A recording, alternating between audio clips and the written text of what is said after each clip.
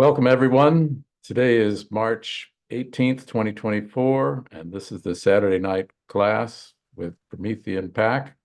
We have a special presentation from Kesha Rogers, who's spent a big portion of her life promoting, discussing, studying scientific operations related to space exploration and development.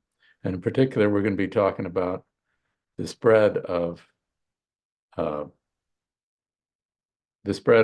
not just people, but the spread of industrial development and civilization out away from the Earth into low Earth orbit, onto the moon, onto Mars. And she's going to give a bit of a history of that. So without any further ado, I'm going to turn it over to Kesha Rogers. Okay, hello everyone. Welcome. This is an exciting time. And so I have a question. The way that what we're going to discuss tonight is why we explore space. What have been the benefits to mankind reaching his extraterrestrial imperative? Human beings, what is the mission of human beings in space? How do we actually continuing with the ideas that have been presented over the past several weeks on the Saturday classes from Tony and Bruce Director, Tony Pappard and Bruce Director, on the question of Lyndon LaRouche's economics and what is the driver for increasing the productive powers of labor of mankind, both on and off the planet. And so what we're going to discuss is some of the most profound breakthroughs that are happening pertaining to low Earth orbit and how low Earth orbit and the International Space Station has paved the way for solving so many problems and addressing how we're going to continue to send human beings further out into space. Now, why is this important? This is important only because we want to discuss space as, oh, this is just a cool idea, or space is something that we should be doing because you're a space geek or space fanatic. But what is the importance of space in increasing our technological and productive advancements? And so what we're going to discuss today is how it is that the International Space Station has played a critical role in shaping the platform for what is required to take human beings further and further out into space. And I always think about Lyndon LaRouche developed a policy for 40 years of economic driver, productive capabilities of increasing our productivity here on Earth by what we're going to learn and have continued to learn going into space from the standpoint of the industrialization, the colonization of the moon, Mars, and beyond. Why is that so important? So let me just jump right into this and get started with a little bit of history here. In 1984, President Ronald Reagan called for the expansion of human beings into space into low Earth orbit in a very important speech that he gave in 1984 in his State of the Union address, calling for a space station in low Earth orbit. Now, the importance of this is that I will play just in just a few moments here, President Reagan's address and his short address calling for a space station in low Earth orbit in order to continue what he had defined just a few months earlier in 1983 with his announcement of the Strategic Defense Initiative. And many people, just to make this point, remember the Strategic Defense Initiative, known as Star Wars, as to put an end to mutually assured destruction, to put an end to the Soviet-US Cold War that was in place at the time to be able to make nuclear weapons obsolete, as President Reagan declared, and to use the scientific principles and advancements that we would be able to advance technology for the good of all of humanity. And so this was a major part of Lyndon LaRouche's vision and what LaRouche had developed in terms of his understanding of the Strategic Defense Initiative. And we've discussed this on many occasions and discussed it from the standpoint of when we look at what is the basis of human knowledge in space exploration, what is the basis of cooperation in space, and what has been the basis of cooperation in space. And it goes back to President Reagan calling for both the Soviet Union and the United States to put aside their differences and to work together in the common aims of mankind, the common aims of space exploration in terms of the advancement of scientific and technological developments, not just ending mutually assured destruction. And this was continued to be developed through the ideas that were manifested in the platform developed by Lyndon LaRouche, and as he called for a 40-year perspective for a Moon-Mars colonization. Now, let me just go ahead and play this speech by Reagan here. Nowhere do we so effectively demonstrate our technological leadership and ability to make life better on Earth. The space age is barely a quarter of a century old, but already we've pushed civilization forward with our advances in science and technology. Opportunities and jobs will multiply as we cross new thresholds of knowledge and reach deeper into the unknown. Our progress in space, taking giant steps for all mankind, is a tribute to American teamwork and excellence. Our finest minds in government, industry, and academia have all pulled together, and we can be proud to say we are first, we are the best, and we are so because we're free.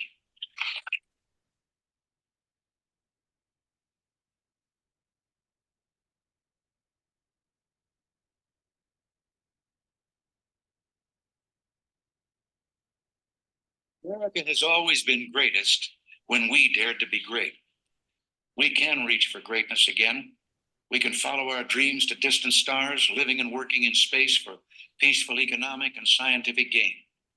Tonight, I am directing NASA to develop a permanently manned space station and to do it within a decade.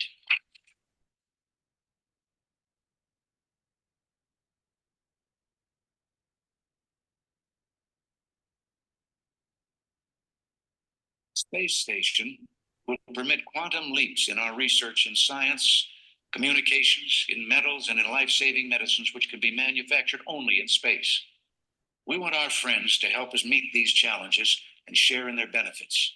NASA will invite other countries to participate so we can strengthen peace, build prosperity, and expand freedom for all who share our goals.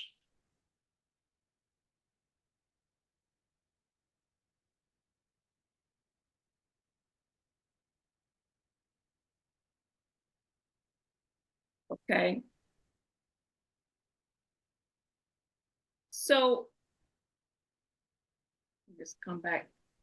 So, in that time period, a lot of development continued to take place from the standpoint of what Lyndon LaRouche was doing in terms of his involvement with the Reagan administration in back-channel negotiations to make the Strategic Defense Initiative a reality, but also working with Reagan and the National Space Council in the continued visionary outlook of what LaRouche had seen, and one of the greatest minds in terms of the advancement of science and advancement of technology in terms of the extraterrestrial imperative of what he called the scientist craft Erica, rocket scientist, engineer, and the great mind who developed the concept for platforms for going into space.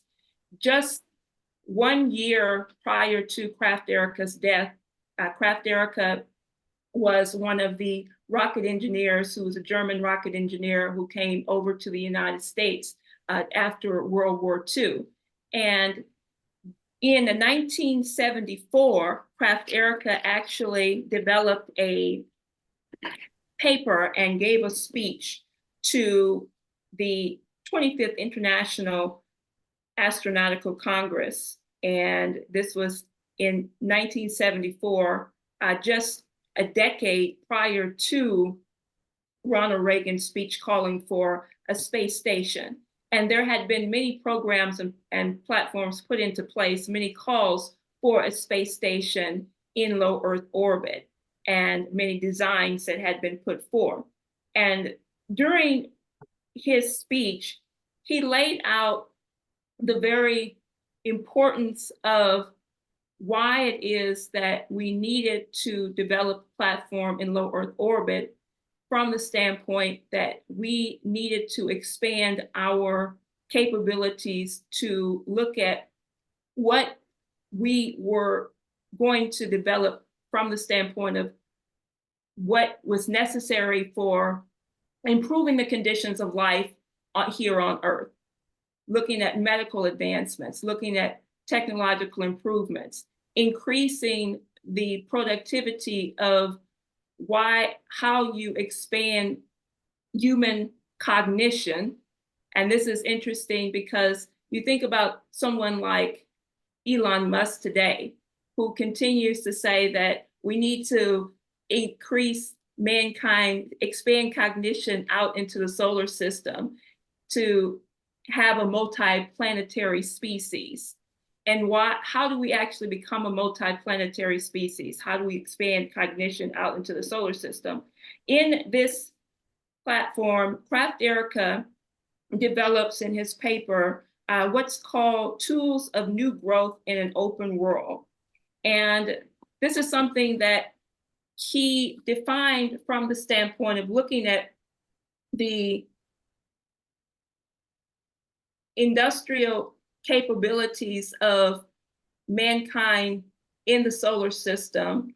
I need to find here we go.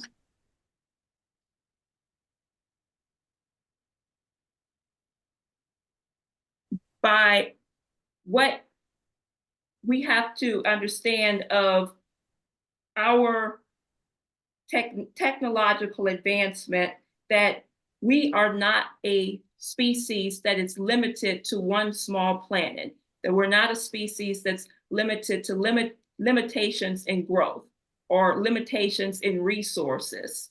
And we have made some remarkable discoveries. Just to go back a bit and look at how was the International Space Station formed.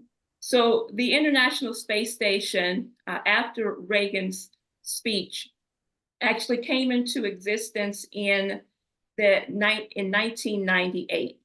And it took over 30 launches of the shuttle program, and it took cooperation between the United States and the Soviet Union, that after a long fight, after many setbacks from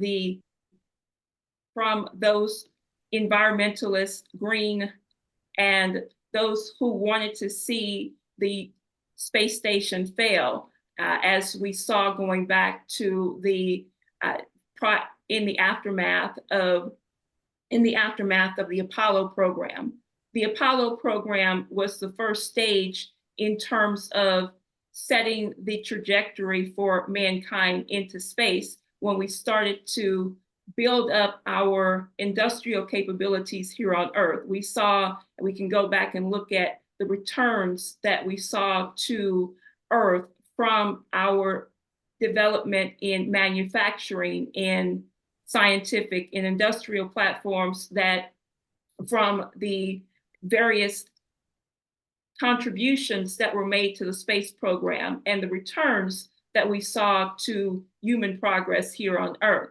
And that was the basis of a vision. That vision came out of President John F. Kennedy and expanded in terms of building out our national capabilities in education, in science, in STEM programs, engineering, technology. Look at how many people joined the space program as a result of the vision of President John F. Kennedy. And you had the program for what Kennedy had put into place for the moon landing was not just to send human beings to the moon, land them safely on the moon, and return them to Earth. But John F. Kennedy at that time did have a vision in place and a mission along with the idea that we had to expand the reach and scope of human beings, of the nation, and for that matter, cooperation with other nations and humanity out into the solar system. Kennedy was developing a platform for Moon and Mars as well. And so when we look at how it is that we have advanced over these years, the International Space Station has been in existence for more than 20 years. And what we have gained in terms of the research, the breakthroughs that have come from that space station have more than paid for themselves. You know, a lot of people right now, I think most of you may know this, but the International Space Station is going to be decommissioned in the 2030. And a lot of that has to do with the age of the space station, the ability to keep it maintained. And a lot of it has to do with the fact that we have gone into a downward spiral with a society that has adopted the conception of human nature, of human beings, as having limited resources, a Malthusian idea of man, that cooperation is not a good thing in many aspects. But on the other side, a lot of this has to do with the fact that we put monetary value first. From looking at, well, some people are saying the space station has cost us hundreds of billions of dollars to build, to keep in orbit. And we look at the situation in terms of the tensions that are going on between nations, particularly the tensions that are arising between the United States and Soviet Union, now Russia, the Russian Federation, and the war policies that are continuing to happen. So now, as a result of that, you have the space station is going to be decommissioned and is going to be taken over by commercial and private entity, which is and can be a very important endeavor and step in the advancement of human beings in low Earth orbit, and continuing to allow NASA to develop its platform and reach for getting human beings on the moon, for the industrialization of the moon and for Mars. Now, just to continue on the history here, let's look at how was the space station developed. The space station was developed over 10 years. It took 30 missions to assemble the ISS, and construction began on the International Space Station in 1998. And so, as I said, you have had, over those 10 years, the first phase of the space station came about with the launching in December of 1998, December of 1998, of the first module of the International Space Station out of Russia, which was the Zarya control module, and was launched in on a Russian proton rocket, and was the from Russia's cosmodrome in Kazakhstan. And it was to supply fuel, storage, battery power at the time. And also you had just 2 weeks later, the December 4th launch of the Unity 1 module on the International Space Station. And so these two modules were the first to be connected together.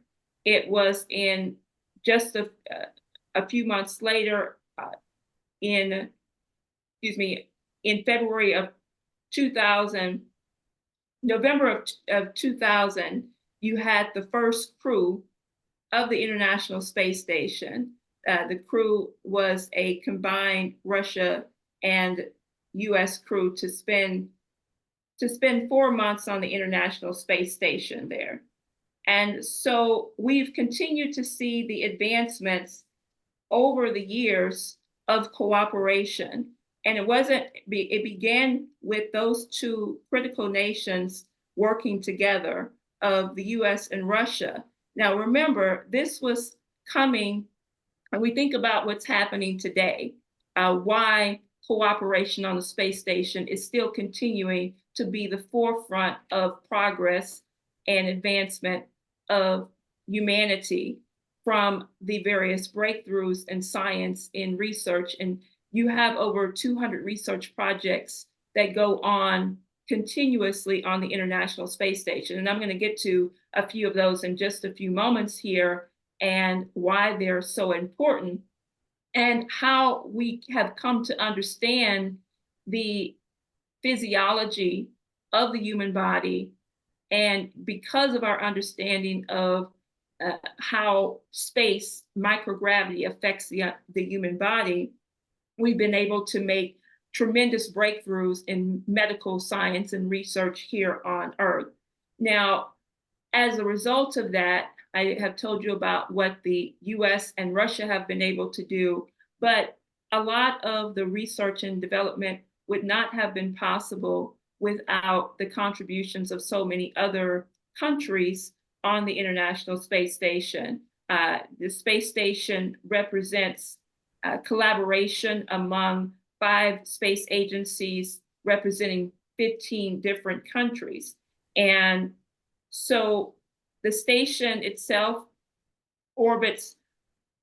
is about 460 tons and orbits 250 miles above the Earth. And so this is a major laboratory. And many of you have seen the space station flying over. You can think it's 250 miles above the Earth. You can it is a satellite of Earth. And it's a satellite that we put in low Earth orbit.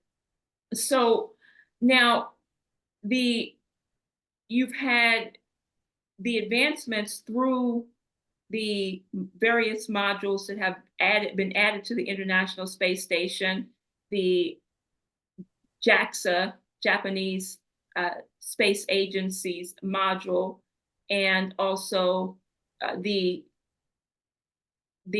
contributions by the ESA, or better known as the European Space Agency. And so you've had the development of many advances in microgravity to how do we understand the impact of radiation on the human body? How do we understand the impact of how the body is going to respond in space, going further and further out into space from the standpoint of what the impact of the body will be on taking a long duration mission to Mars. So that has been the objective. That objective has been reset again, had been just as President Trump was in the White House when he called in 2017 for the return of human beings, Americans, to the moon for the first time in 50 years, and also for when he called for getting Americans to the moon by 2024 and building out the platform, the utilization of the moon for going to Mars by the 2030s. Now, this is something, as I said before, that Lyndon LaRouche had laid out. Well, what is the vision for the science and technologies needed to colonize the moon and Mars? And at the time of, in the aftermath, during those very years after President Reagan in 1984 had called for the development of space station and low Earth orbit, he continued to build out this platform from the standpoint of the National Space Agency at the time, calling for and developing an entire program for a moon-Mars colonization by 2027. So right now so that was back in 1986. The National Space Council Space Program had laid out a program for getting to Mars by 2027. And so you think about right now, we're 2024. We are going to be, we're 3 years away from the date that had been laid out over 30 years ago for us getting to Mars and actually having a permanent colony on Mars. So what happened in that time period? Well, first of all, we'll go to that in just a second here, but I want to just say it's the picture that you're looking at here, and let me see, I should load that. This is just a vision that had been laid out. This is a picture taken by NASA back in 1986, in that time period, of a schematic or conceptual idea of human beings working on Mars, the industrialization of Mars. And you have in the background here, you have industrial plants for developing the Mars resources. You have nuclear power plants on Mars. And this is something people continue to say, or will say, well, this is just sort of science fiction space stuff. But when you think about it, this is something that President Trump today has continued to understand. And when he laid out his platform for a Artemis program to build out the Artemis generation, and this is something that the former head of NASA used to always talk about from the standpoint of Bridenstine, was his name, used to talk about the development and utilization of the moon and building out the platform of the resources on the moon, especially programs from developing resources like helium-3 for mining on the moon. He talked about the water resources that were going to be essential for fuel, for oxygen on the moon, that would be able to develop rockets for fuel for rockets that would launch from the moon to Mars. So, but Lyndon LaRouche developed the science and technology needed to colonize Mars. This was a paper and a platform that he developed back in 1986. In 1988, he did an entire TV series, which I believe we played here a couple of times. If you haven't seen it, I'll put it later on in the chat and make it available for people to watch. Now, why is this important? What LaRouche was developing was not just this visionary outlook of, as he was running for president, of a television program discussing a woman speaking from Mars in 3036, in 2036, only just 9 years after Mars was supposed to already have been colonized. He was looking at what had been laid out in the program by the space program to have a industrial colony on Mars by 2027. And he looked at where we would have been in 2036. And so how has this program, what have been the setbacks in this program? Well, the setbacks have been from the standpoint of what Kraft Erica described as what we have done to put monetary policies and put limitations to growth as the priority, and to say that the advancements of industrialization of space was going to be threatened by this decrease in what we would call decreases in the advancement of creativity. So let's take a look here. I have discussed these schematics a few times before, and I want to develop a little bit of a concept here for a moment. And what this is as the great space pioneer Kraft Erica discussed, when you're talking about the development of lunar platforms and the industrialization of space, we have to look at it from the standpoint of what is required to have a growth paradigm in the advancement of mankind.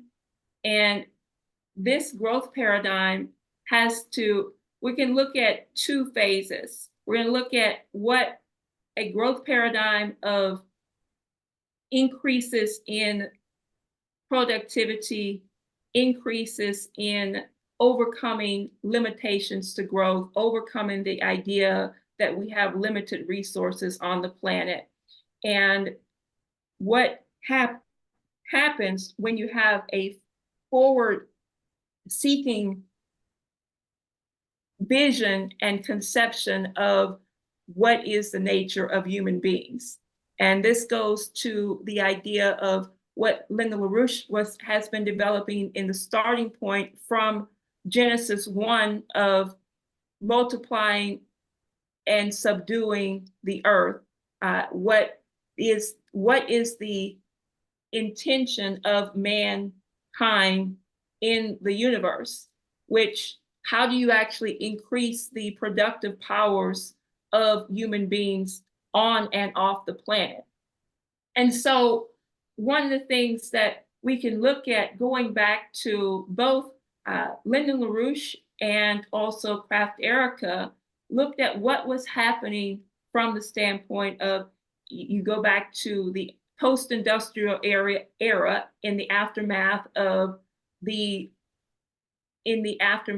Apollo program. What happened 50 years ago and what was already being put in place with the policies of the green agenda, or should we say the Malthusian agenda, the agenda that wanted to put limitations on the development of human beings in terms of what we can do to expand our energy output and growth throughout the planet. And so when you talk about space exploration, there are a couple of things that you have to do. One, you have to improve the expansion of energy on and off the planet.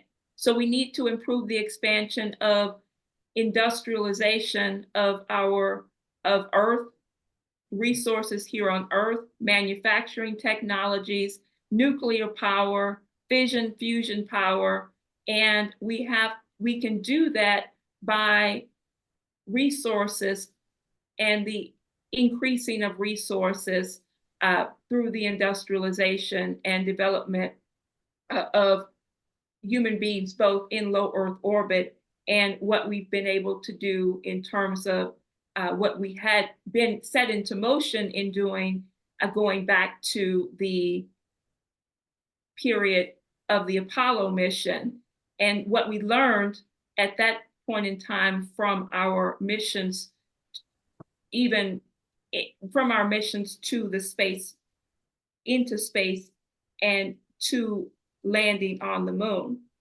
So what Craft Erica talks about here is the expansion of productivity, and the idea that the expansion of manufacturing and industrial base in terms of increasing raw materials. How do we do that? By looking at what it is that has been the defining of life here on Earth. And so when we think about the evolution of life on the planet, this is when you look at a growth paradigm. How is it that we have been able to evolve as a species? How has life grown on the planet?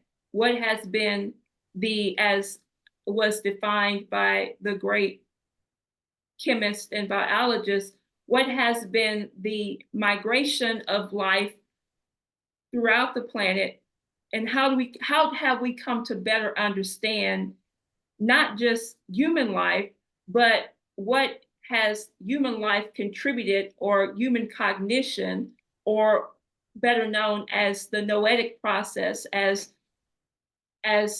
Vladimir Vernadsky, a great biogeochemist, has looked at the advancements in life on the planet and throughout the solar system has been through the impact of the increases of photosynthesis in terms of living processes, and how those living processes have been able to evolve. And how has that happened from the standpoint of how photosynthesis and the advancement of life from our oceans onto land, the increases in the materials that we have come to define from what lies beneath our earth.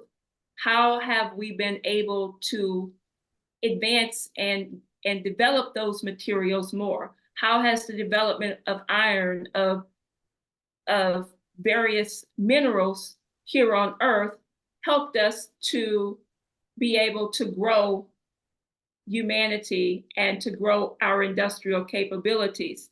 Well, this has been a result of how human beings are able to use their creative cognition to grow our ability to stop this idea that there are limited resources. How do we develop more resources? And we've been able to do that. And this is what Craft Erica in this chart here, you see, well, what is a growth paradigm? You have outgrowing development. You have, as we have seen with the International Space Station, continued cooperation, international cooperation, as we have seen in terms of the advancements in what would be advancements here on Earth from a growth-oriented perspective. He calls it a decreasing in entropy. Well, I think Mr. LaRouche would have called it something a little bit different, because you don't have a dying out of the solar system.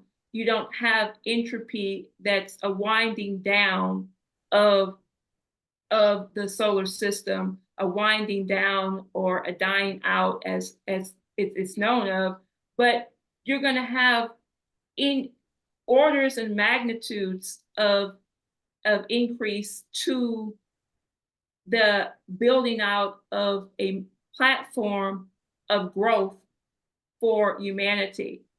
So we look at this from the standpoint of, you continue to go up on the chart here. And when you have a growth paradigm, when you're building your industrial capabilities, then you're going to see rates of increase in your birth rate. We've been talking about this. We're not really seeing that right now, right? We're seeing a decline in our birth rate, a decline in fertility rates amongst human beings. We're seeing continued decreases in productivity of our society. And this is what is, now you do a comparison here of what Kraft Erica developed. When we don't have a understanding of a growth paradigm, then you're going to have the opposite, which we don't need to go through this whole thing. When you have wars and when you have nations being pitted against each other, then this is what you're going to see when the wrong people step in to destroy and to go against what is the imperative of mankind in terms of growth and in terms of development. But we have to be on this trajectory. We have to be on a growth paradigm. And this is why, when you look at, again, we're going back to the space program here. You look at the space program from going back to the International Space Station, from what we have been able to define in terms of the advancements of mankind, the advancements in keeping human beings alive. The space program has contributed so much. And part of that has been through some of the research and the International Space Station, and the cooperation on the space station has expanded the reach of human cognition and has expanded life on the planet in such profound ways. So this is a picture here of protein crystals being grown in space. And you can go back, I think looking at this, and I'm not a chemist or a biologist here, so I'm not going to get into the ins and outs of, how the advancements of protein crystals, crystallization has come about. One thing I will say on this is that the growth of these proteins in microgravity, and looking at, well, how is it that the body, as this says here, has more than 100,000 proteins in the human body, and each of these different structures of proteins are built and organized in very complex ways. And so on Earth, it is harder to, and we're talking about the formation of molecular structures that define various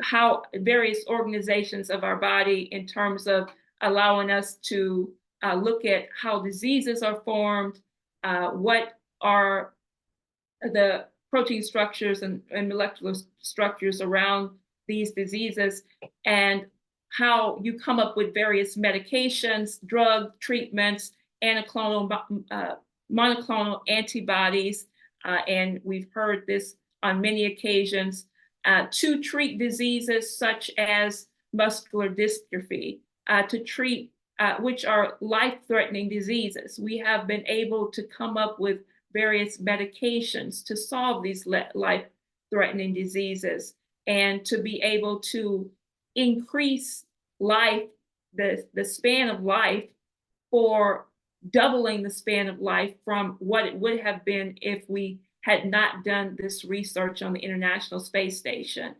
This is, when I said muscular dystrophy, it affects many young boys, and that causes their muscles to causes them to have to be in a wheelchair, or causes them to have weak systems in terms of their muscles there.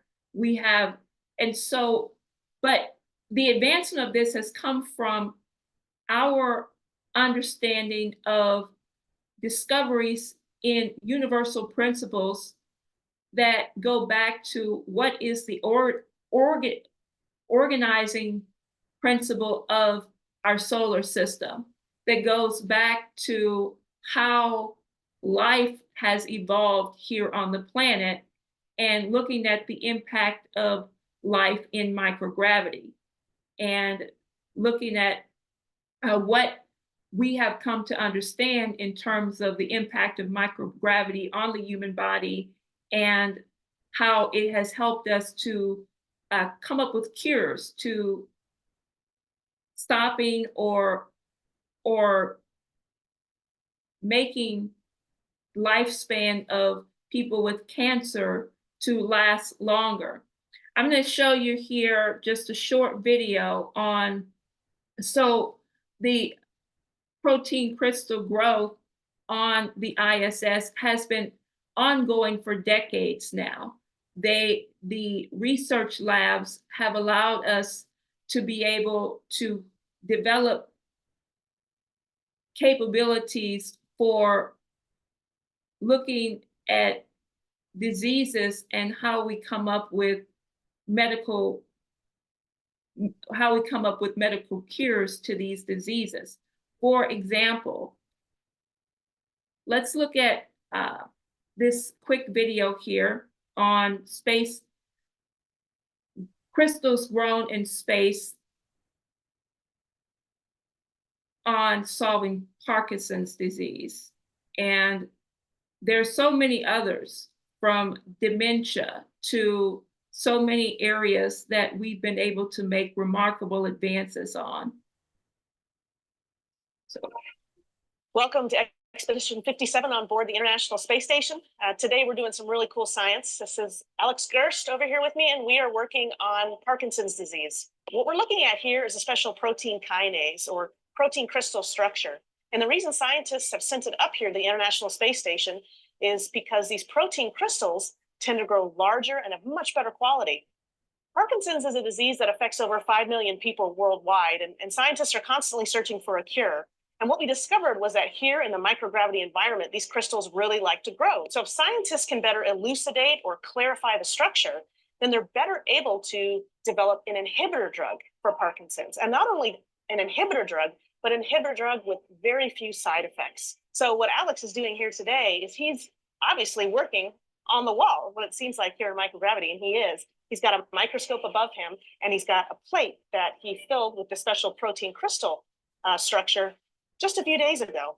He gave time for those structures to crystallize, and now he's examining them under the microscope. And he's actually interacting real time with the principal investigator on the ground to look at the crystal structure, to help improve the lighting and the clarity, and then also take pictures, which will then be sent back down to the ground. So here on board Expedition 57, we're very proud to be taking part in this experiment. I think in the past few years, scientists have realized that the microgravity environment is such a unique environment to grow things like cells or protein crystals.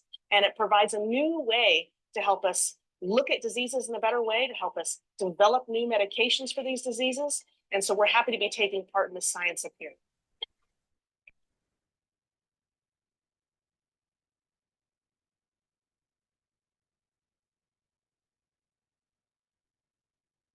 Pretty cool. Okay, just a couple of other things here I want to just go through for a second before we get to questions and answers and your thoughts. So we have to continue this advancement of growth, the advancement of cooperation in the International Space Station, and what the International Space Station has done for the evolution of life on the planet in preparing us in low Earth orbit to answer the questions of what is going to be the impact of human beings in space, continuing to expand our reach out into the solar system. What have we learned from the International Space Station that has not only been imperative to and has been a profound contribution to expanding life on the planet, but what is it teaching us in terms of getting us prepared for reaching that imperative of human beings expanding out into space? And so that was just an example.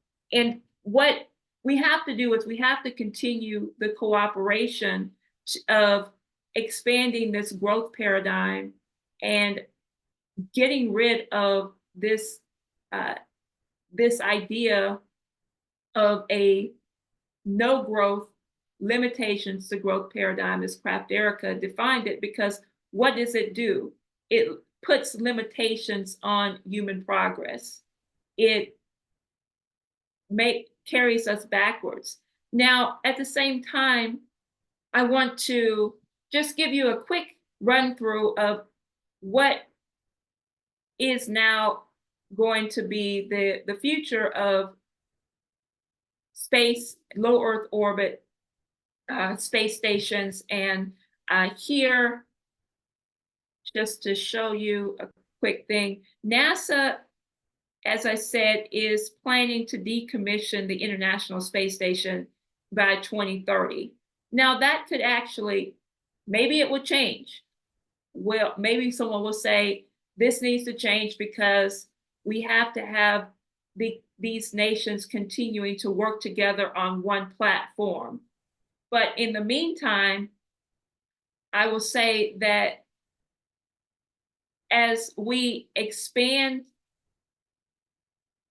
the presence of commercial operations in low Earth orbit, this is already we're going to see what I would say traffic jam in low Earth orbit, because you're going to have many companies right now are working on stations to fly in low Earth orbit, and not just companies, two companies in particular. This picture here is Axiom Space, which is in Houston, Texas. Axiom Space was the first to be chosen by NASA to get a contract with NASA and to receive funding and for a low Earth orbit space station, which will fly independently and will be in place of the International Space Station. It is the first company that has a module that is connected to the International Space Station. That first module, Axiom Hub 1, is going to be connected to the International Space Station, has been and will continue to be so, while two other hubs are put on for living research stations, living modules, research stations, and eventually, so in 2026, you're going to see the full assembly, and by the end of, prior to the dismantling and disassembling of the International Space Station, you'll have Axiom Space, but they're not the only one. You have also what a space station that's being developed in cooperation with Sierra space, and also Blue Origin Orbital Reef is the name of the space station. And just recently, they made a major breakthrough by developing and testing out their life module. And so this life module is an inflatable module that will be sent up into low Earth orbit and will expand. And part of what it had to overcome or had to test was, we're talking about a module, the life module, what you see on the top here is an inflatable module that has to undergo the ability to not be burst in and be able to sustain in a low Earth orbit at atmospheric pressures, PSI of at least 40 PSI, 40 to 50 PSI. What they were able to do with this is they tested it out and they tested it to its full capabilities here on Earth. And they were able to get this module to go to over 75 PSI. So this means this material that this module is made out of is 5 times stronger than steel, and it is about 10 times stronger than aluminum. But it is a material that will be inflated in space. So there's a lot going on. We'll learn more about this later. But what's going to be the benefits of this? Well, the benefits have to continue to be, what are we going to develop in terms of the increased science and research capabilities, increased improvements to human life here on the planet, and allowing for commercial industries to free up NASA for developing our continued presence further and further out into space, and developing and working with these commercial companies, as we already are, for what they'll do for launching us from low Earth orbit, as well as what they're doing to prepare the way for industrialization on the moon. And as a part of that, you see the role that SpaceX is continuing to play by shuttling and carrying human beings, carrying Americans, and also others, cosmonauts that have been ongoing to the International Space Station. So lastly, a couple of things here to go through. I'm running on my time here, but we have, so this is just an example. While the US is going to be moving more toward having commercial operations in low Earth orbit that will replace the International Space Station, you say, what's happening to Russia and what's happening to other countries that have been participating? Well, right now, Russia is developing and has a module and has put forth its own module and put forth its own plan for a space station in low Earth orbit to actually fly at about 400 miles above the Earth in the sun synchronous orbital position. And we can talk about this a little bit more later. I just wanted to just show you quickly here. Now, these countries, and lastly, this is Russia. China has already fully developed and is continuing to improve and increase its space station. This is the Tiangong Chinese space station. Now, the Chinese, as we know, have not been in cooperation because of policies set in place by the U.S. Congress going back to 2011, Wolf Amendment and so forth.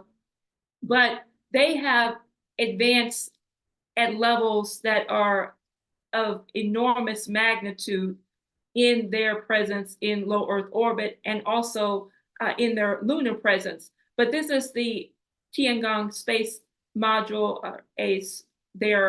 the Tiangong, which is what's called the space station, the heavenly space station, I think they call it for China. They have just launched their seventh crew, their crew 7 to the International Space Station. It is the Shenzhou 18 that has, so they've had a number of crews on their space, on their, that's called the International Space Station, excuse me, on their Chinese space station, and that has been launched. The first module was launched in 2021. So they have made miraculous advancements, and people are concerned about the advancements and the rapid pace of advancements in space that China is making.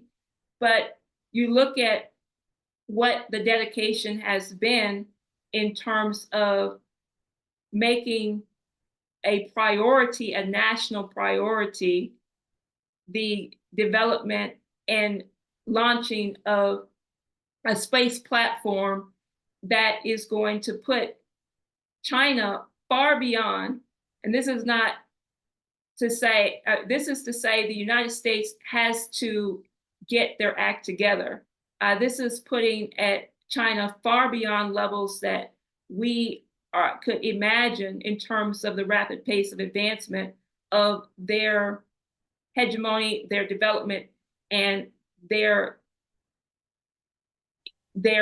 advancements in space. So what we have to continue to do, and I just want to share one last thing here. President Trump, because a lot of this, we continue to talk about what President Trump represented in terms of his commitment to this very idea of a growth paradigm, to put an end to nuclear war, the advancement of nuclear power, of energy sources here on Earth, was the primary and was one of the major platforms of President Trump's administration. He called for the Artemis program. That has been set back by the insane policies of the Biden administration to say that our mission should be dealing with what gender are we going to send into space, or concerned about the gender modification and transgender this and that. And this is what, instead of focusing on this is what is a death paradigm, what's coming out of this current administration. I remember President Trump in 2017, just right after, one second here, let me get off of here so I can, in 2017, right after he had announced his Artemis program and calling for human beings to return to Mars, he was sitting in the White House with his daughter, Ivanka Trump, and he was sitting there with an astronaut who had just come back from the International Space Station, Kate Rubins, who had made a remarkable breakthrough on DNA sequencing in space. And he was speaking with thousands of children in schools listening from the White House. He was in the White House and he was speaking to two people on the International Space Station. One was Peggy Whitson, who had been the first American to spend the most time in space. At that time, she had calculated 535 days and counting. And Commander Whitson was talking to the president, talking to President Trump. And also, she was there on the space station with Colonel Jack Fisher, who had just flown up to the space station in a Soyuz, in a Russian rocket with his Russian counterparts. And he was talking about the excitement of what he was able to participate in. They both were. President Trump said, why is space so important? Why is being there in space so important? And they talked about what I just took you through here, the advancements of the studies of life in the International Space Station, how it's made profound contributions to advancements of mankind here on Earth, and medical research and technologies of enormous proportions. And so he was talking about how he had just come from the Japanese module, working on some of these protein crystals and working on things to solve diseases such as muscular dystrophy. But most importantly, they said, this is going to help us to achieve the vision that you have laid out, that we're here so that we can actually build out the platform in low Earth orbit to achieve the goal that you've laid out for getting human beings to Mars by 2030. Well, we still have to have that goal. That's why we have to get President Trump elected in 2024 in November. That's why we have to realize the full aspects of his Agenda 47 and not just get back to the moon and go to Mars, but we have to have a whole new civilizational quantum leap of development as we develop what would be called the Artemis generation. And right now, our young people, their futures are being taken away. They need to have a vision of optimism. This is why we go to space. This is why when you look at what the International Space Station has achieved, even with so many setbacks, and what we have continued to do in terms of the advancements of mankind, with the right type of leadership in the White House, with someone with a vision to increase the productivity, manufacturing, industrial capabilities here on Earth, as President Trump has identified and called for, then we're on our way to great achievements for our nation as a leader in space. So I took a little bit longer than I wanted to here, but there was a lot to go through. So let me just turn it over to you, and anything you have to add or say, I'd appreciate it.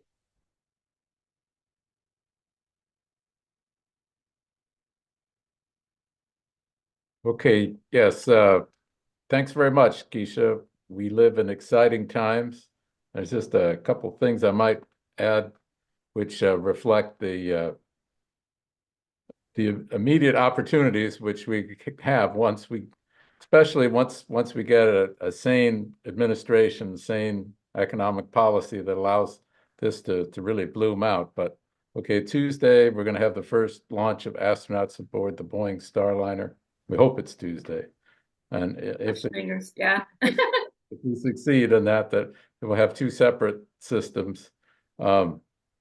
There's also people who are talking about building a giant wheel space station, sort of like von Braun had in mind, not to have artificial gravity at Earth gravity, but at Mars gravity, so that you could do various kinds of research to see what would happen in long duration operations on Mars. That's an interesting thing. There's also another single launch space station, which is supposed to be launched before the end of this decade, called Starlab, aboard a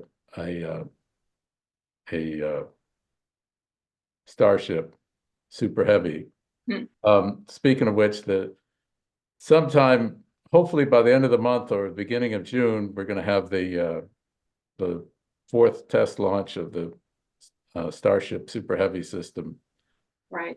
whose main objective is to see if the Starship can survive coming back through the atmosphere from orbit. And that's an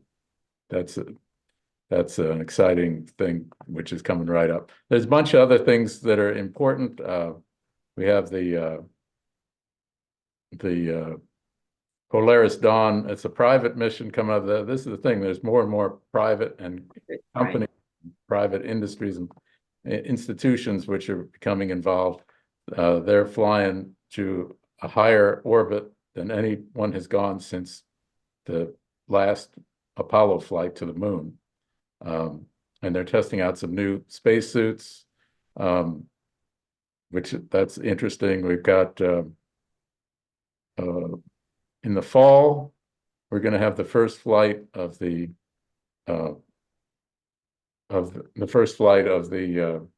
New Glenn rocket system, a reusable rocket system from Blue Origin.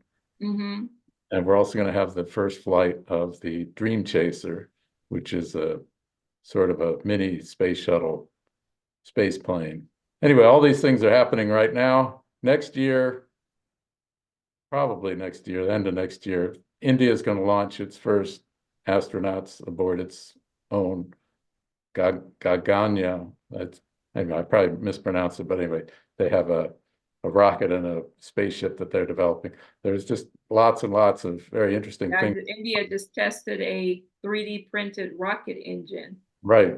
successfully. So anyway, there are many things of interest that are going on, and let's get down to the questions.